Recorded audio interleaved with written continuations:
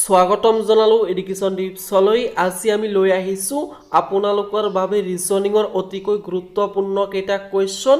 যিবোৰ কোৱেশ্চন নেকি আপোনাৰ যিকোনো গভৰ্ণমেণ্ট এক্সাম দিবলৈ গলে এনেকুৱা ধৰণৰ কোৱেশ্চনসমূহ এক্সামত অহা দেখা যায় তো আগলৈ যদি আপোনাৰ এনেকুৱা ধৰণৰ কোৱেশ্চনসমূহ এক্সামত আহে কেনেকৈ সমাধান কৰি পিনে উলিয়াব সেইটো বিষয়ে এই ভিডিঅ'তে আমি আলোচনা কৰিম তো ভিডিঅ'টো শেষলৈকে চাই থাকিব তো চাওক আপোনাৰ এটা আছিল প্ৰথমটো কোৱেশ্চন ইয়াতে দিয়া আছে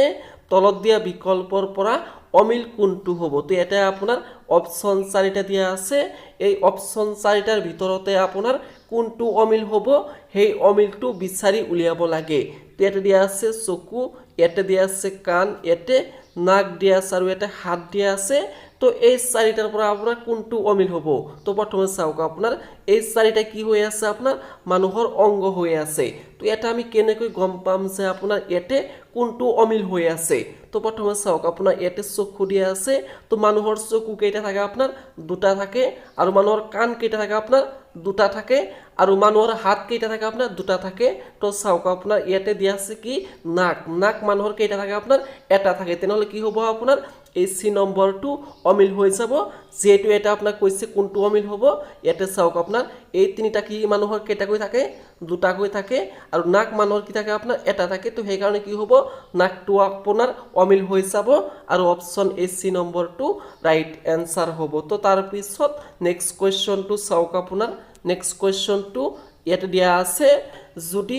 r ইকুৱেল 81 আৰু n ইকুৱেল 49 হয় তেন্তে t ইকুৱেল কি হ'ব হেইটো উলিয়াব লাগে তো ইয়াতে প্ৰথমে চাওক আপোনাৰ ইয়াতে কি দিয়া আছে r ইকুৱেল ইয়াতে কিমান লিখা হৈ আছে 81 লিখা হৈ আছে n ইকুৱেল আপোনাৰ ইয়াতে 49 লিখা হৈ আছে আৰু t ইকুৱেল আপোনাৰ কিমান লিখা হ'ব হেইটো উলিয়াব লাগে তো প্ৰথমে আমাক চাব লাগিব এই আৰক আমি কি কৰিলে ইয়াতে এই 81 টো আমি পাম তো হেদৰে ইয়াতে এনক আমি কি কৰিলে এই 49 টো আমি পাম তো হেমত আমি কি কৰিম 80 ক আমি কৰিম তো প্ৰথমে চাওক আপোনাৰ ইয়াতে কি দিয়া আছে r দিয়া আছে তো আৰক যদি প্ৰথম আমি কোডিং কৰি দিও তেনেহলে আমি কিমান পাম r2 আপোনাৰ আলফাবেটৰ কেই নম্বৰত আহে আপোনাৰ 18 নম্বৰত আহে তো এই দুইটাক আমি চাওক আমি কি কৰিলে ইয়াতে এই 81 টো আমি পাম তো চাওক আপোনাৰ ইয়াতে যদি আমি এই 18 ক যদি আমি উল্টাই দিও তেনেহলে আমি কিমান পাম ইয়াতে যেটো 81 লিখা হৈ আছে এই 81 টো কিন্তু আমি এনেকৈ পাই আছো তো হেমতে চাওক আপোনাৰ ইয়াতে কি দিয়া আছে n দিয়া আছে তো n ৰ কোডিং কৰিলে আমি কিমান পাম 14 পাম তো চাওক আপোনাৰ 14 ক যদি আমি উল্টাই দিও তেনেহলে কিন্তু ইয়াতে যেটো 49 লিখা হৈ আছে এই 49 টো কিন্তু আমি না পাম তো চাওক আপোনাৰ ইয়াতে কি কৰিলে আমি এই 81 টো আমি পাম তো ইয়াতে কিমান পালো আমি আৰু কোডিং কৰি বিনা আমি 18 পালো তো 18 ক যদি আমি 2 দি ডিভাইডেড কৰি দিও তেনেহলে আমি কিমান পাম 9 পাম আৰু তাৰ পিছত যদি এই 9 ক যদি আমি এতিয়া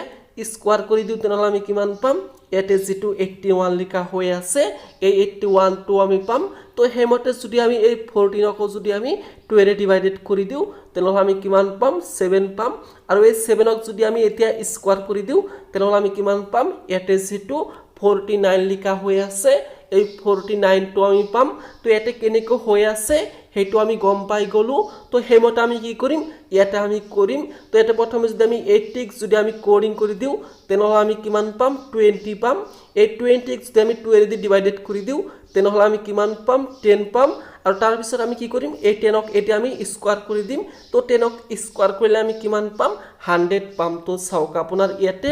100 অপচন এ ডি নম্বৰত দিয়া আছে তেনেহলে অপচন এ ডি নম্বৰটো ৰাইট এনসাৰ হ'ব তাৰ পিছত নেক্সট কোৱেশ্চনটো চাওক আপোনাৰ নেক্সট কোৱেশ্চনটো ইয়াতে দিয়া আছে নিম্নলিখিত প্ৰশ্নটোত আগৰ সংখ্যাটো কি হ'ব হেইটো উলিয়াব লাগে তো ইয়াতে আপোনাৰ খালি হৈ আছে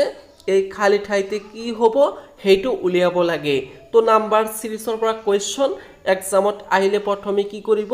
সিৰিজটো আগতে ভালকে চাই লব ইয়াতে সিৰিজটো কেনেকৈ চলি আছে তো ইয়াতে কি আছে আপোনাৰ 18 আছে ইয়াতে 24 দিয়া আছে আৰু ইয়াতে 21 আছে আৰু ইয়াতে 27 দিয়া আছে ইয়াতে খালি হৈ আছে আৰু ইয়াতে 30 দিয়া আছে এই খালি ঠাইতে কি হ'ব হেইটো উলিয়াব লাগে তো চাওক আপোনাৰ ইয়াতে কেনেকৈ হৈ আছে তো ইয়াতে প্ৰথমে চাওক আপোনাৰ 18 লিখা হৈ আছে ইয়াতে 24 আছে আৰু এটা আপোনাৰ 21 দিয়া আছে তো এটা তাৰমানে কেনেকৈ হৈ আছে এবাৰ প্লাস হৈ আছে আকৌ কি হৈ আছে এতে মাইনাস হৈ আছে তো এটা যদি প্ৰথমে আমি ডিফাৰেন্স খিনি যদি বিচাৰি উলিয়াও তো চাওক আপোনাৰ ইয়াতে প্ৰথমে কি আছে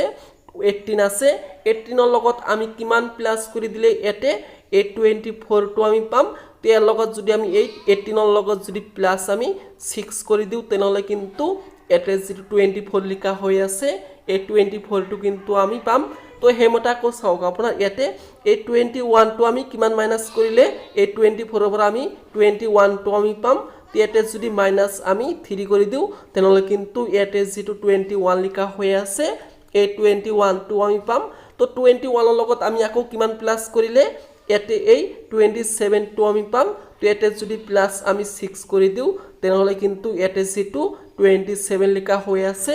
এই 27 টো আমি পাম তো ইয়াতে কেনেকৈ হৈ আছে হেতু আমি গম পাই গলো তো হেমতে আমি কি কৰিম আগতে কৰিম তো ইয়াতে প্ৰথমে কি কৰিছে আপোনাৰ প্লাস 6 কৰিছে তাৰ পিছত আপোনাৰ 3 মাইনাস কৰিছে আকৌ কি কৰিছে আপোনাৰ ইয়াতে 6 প্লাস কৰিছে তো ইয়াতে যদি আমি মাইনাস এতে 3 কৰি দিও তেনেহলে আমি কিমান পাম 27 ৰ পৰা যদি মাইনাস আমি 3 কৰি দিও তেনেহলে কিমান পাম 24 পাম আৰু এই 24 ৰ লগত আকৌ আমি কি কৰি দিম 6 প্লাস কৰি দিম তো 24 ৰ লগত যদি আমি 6 প্লাস কৰি দিও তেনেহলে আমি কিমান পাম 30 পাম তো চাওক আপোনাৰ ইয়াতে এই 30 লিখা হৈ আছে তেনেহলে এই খালি ঠাইত কি হ'ব আপোনাৰ 24 হ'ব তো চাওক আপোনাৰ 24 ইয়াতে অপচন এ নম্বৰত দিয়া আছে তেনেহলে অপচন এ নম্বৰটো কি হ'ব ৰাইট আনসাৰ হ'ব তো তাৰ পিছত নেক্সট কোৱেশ্চনটো চাওক আপোনাৰ নেক্সট কোৱেশ্চনটো ইয়াতে দিয়া আছে তলত দিয়া প্ৰশ্নটোৰ পৰা সম্পৰ্কিত বাছনি কৰক তো ইয়াতে কি কৰিব লাগে সম্পৰ্কিতটো বাছনি কৰিব লাগে তো ইয়াতে কি দিয়া আছে ইৰাক অনুপাত ইয়াতে লিখা হৈ আছে বাগদাদ সমানুপাত ইয়াতে দিয়া আছে ইন্দোনেছিয়া অনুপাত এতে কি হ'ব হেইটো উলিয়াব লাগে তো এতে কি উলিয়াব লাগে সম্পৰ্কিতটো উলিয়াব লাগে তো প্ৰথমে চাওক আপোনাৰ এই ইৰাকৰ লগত এই বাগদাদৰ আপোনাৰ কি সম্পৰ্কটো হৈ আছে তো হেদৰে এটা আপোনাৰ ইন্দোনেছিয়া দি আছে আৰু এতে কি হ'ব হেইটো উলিয়াব লাগে তো প্ৰথমে চাওক আপোনাৰ এতে কি দি আছে ইৰাক দি আছে তো ইৰাকৰ লগত এই বাগদাদৰ কি সম্পৰ্ক হৈ আছে তো ইৰাকৰ যেটো আপোনাৰ ক্যাপিটেল হে ক্যাপিটেলক আপোনাক বাগদাদ বুলি কোৱা হয় তো এতে কি কৰিছে আপোনাৰ ইৰাকৰ আপোনাৰ ক্যাপিটেলটো লিখি দিছে তো হেদৰে ইয়াতে কি দি আছে ইন্দোনেছিয়া দিয়া আছে তো ইন্দোনেছিয়াৰ আপোনাৰ ক্যাপিটেল কি হ'ব তো এতে প্ৰথমে চাওক আপোনাৰ এতে দিয়া আছে ইছলামাবাদ তো এইটো হৈ আছে পাকিস্তানৰ ক্যাপিটেল আৰু ইয়াতে দিয়া আছে আপোনাৰ কাঠমাণ্ডু এটো হৈ আছে নেপালৰ ক্যাপিটেল আৰু ইয়াতে দিয়া আছে বেজিং এটো হৈ আছে আপোনাৰ চাইনাৰ ক্যাপিটেল আৰু ইয়াতে কি দিয়া আছে আপোনাৰ জাকাৰ্তা দিয়া আছে তো ইন্দোনেছিয়াৰ আপোনাৰ ক্যাপিটেল কি হ'ব জাকাৰ্তা হ'ব তো অপচন এ ডি নম্বৰটো কি হ'ব ৰাইট আনসাৰ হ'ব তো তাৰ পিছত নেক্সট কোৱেশ্চনটো চাওক আপোনাৰ নেক্সট কোৱেশ্চনটো ইয়াতে দিয়া আছে তলত দিয়া খালি ঠাইত কি হ'ব হেইটো উলিয়াব লাগে তো ইয়াতে আপোনাৰ খালি হৈ আছে এই খালি ঠাইতে কি হ'ব হেইটো উলিয়াব লাগে তো প্ৰথমে কি কৰিব এনেকুৱা ধৰণৰ কোৱেশ্চন এক্সামত আহিলে তো প্ৰথমে চাব আপোনাৰ খালি ঠাই আপোনাৰ কোনটো ঠাইত হৈ আছে তো চাওক আপোনাৰ খালি ঠাই এই মাজতে হৈ আছে তেন্তে প্ৰথমে আমাক চাব লাগিব এই তিনিটাক আমি কি কৰিলে মাজতে এই 6 আমি পাম তো হেদৰে এই তিনিটাক আমি কি কৰিলে মাজতে এই 30 আমি পাম তো হেমতে আমি কি কৰিম ইয়াতে আমি কৰিম তো প্ৰথমে চাওক আপোনাৰ এই তিনিটাক আমি কি কৰিলে মাজতে এই 6 টো আমি পাম তো ইয়াতে যদি প্ৰথমে এই তিনিটাক যদি আমি পূৰণ কৰি দিও এদৰে 1 ইনটু যদি আমি 3 কৰি দিও তেনেহলে কিমান পাম 3 পাম 3 ইনটু আকৌ যদি আমি 2 কৰি দিও তেনেহলে আমি কিমান পাম ইয়াতে যেটো 6 লিখা হৈ আছে এই 6 টো আমি পাম তো হেডৰ ইয়াতে চাওক আপোনাৰ 2 ইনটু যদি আমি 5 কৰি দিও তেনেহলে আমি কিমান পাম 10 পাম 10 ইনটু যদি আকৌ আমি 3 কৰি দিও তেনেহলে আমি কিমান পাম 30 পাম তো চাওক আপোনাৰ ইয়াতেও 30 লিখা হৈ আছে তো ইয়াতে কেনেকৈ হৈ আছে হেতু আমি গম পাই গলো তো হেমতে আমি কি কৰিম ইয়াতে আমি কৰিম তো প্ৰথমে চাওক আপোনাৰ ইয়াতে কি দিয়া আছে 4 আছে আৰু ইয়াতে 8 দিয়া আছে তো 4 ইনটু আপোনাৰ 8 কৰিলে কিমান হ'ব